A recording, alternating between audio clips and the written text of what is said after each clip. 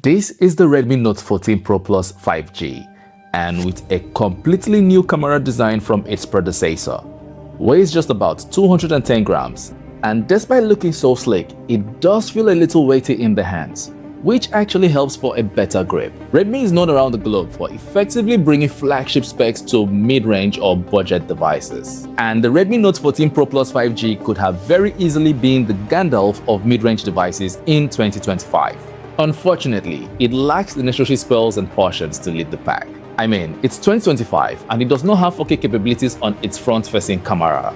Plus, its 200 megapixels rear camera isn't exciting either. I mean, why the crazy camera modules if the camera is just not going to cut it? Anyways, we will get to that later. However, it isn't all disappointing news with the Redmi Note 14 Pro Plus 5G, as it has some pretty interesting specs too. But first, let's look at its design and build quality. From first glance, it looks premium, and when you pick it up, it feels premium too. The back is textured due to its eco leather finish and feels great. Adds to the grippy feel of the device, so it won't be slipping out of your hands easily. The color I have here is called lavender purple, and it looks whitish with a touch of purple, which I personally love. Its frames are made from aluminum with a curved display, and its screen is protected by Corning Gorilla Glass Victus 2. It has an in-display fingerprint sensor that is yet to disappoint and very responsive, and it supports face unlock. These are flagship level materials, which is beautiful to see on a mid-range. To further give it a chance of survival in the wild, it is IP68 certified for dust and water, thus adding to its durability. It has its power buttons and volume rockers on the right side of the device, and the left side is plain. On the base, you will find its SIM card tray that supports a dual SIM setup with no room for storage expansion.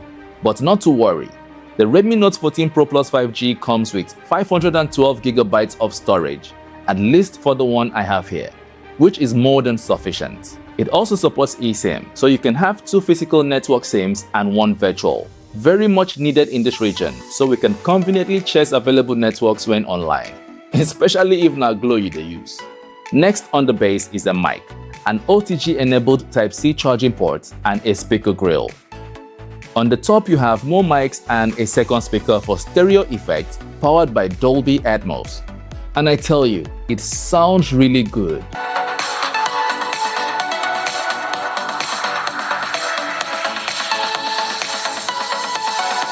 Music, movies, games, all very immersive. Even hurts more when you get shot on PUBG Mobile. When it comes to its design and build, I'd give it an A. Its materials plus the curved display makes it really comfortable to hold, especially for long periods, and you don't feel the edges digging into your palms. The display on the Redmi Note 14 Pro Plus 5G also scores an A for me. It is so good, I doubt you can see just how good on camera. It has a 6.67 inches AMOLED display with a resolution of 1220 by 2712 pixels with 446 pixels density. It has 68B colors, HDR10+, Dolby Vision on 120Hz refresh rate, and tops off with a mega 3000 nits of peak brightness. Even on Jupiter, you won't have trouble seeing your display.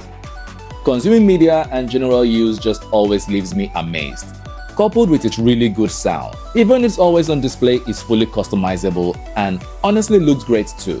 So yeah, design and display, all on point. Looking under the hood, it is powered by Android 14 operating system on HyperOS with up to 3 major Android upgrades promised. It has a Snapdragon 7S Gen 3 4nm chipset.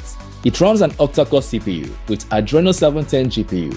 The one I have here has 12GB of RAM, expandable to 24GB. Listen, I know it isn't a huge leap from its predecessor, if there is any difference at all between them. But unless you are a real gamer, not a casual gamer, but a real gamer, the Redmi Note 14 Pro Plus 5G will handle any and all your tasks sufficiently. It has a Geekbench score of 1141 single core and 2927 multi-core, with an Antutu score of 727,644.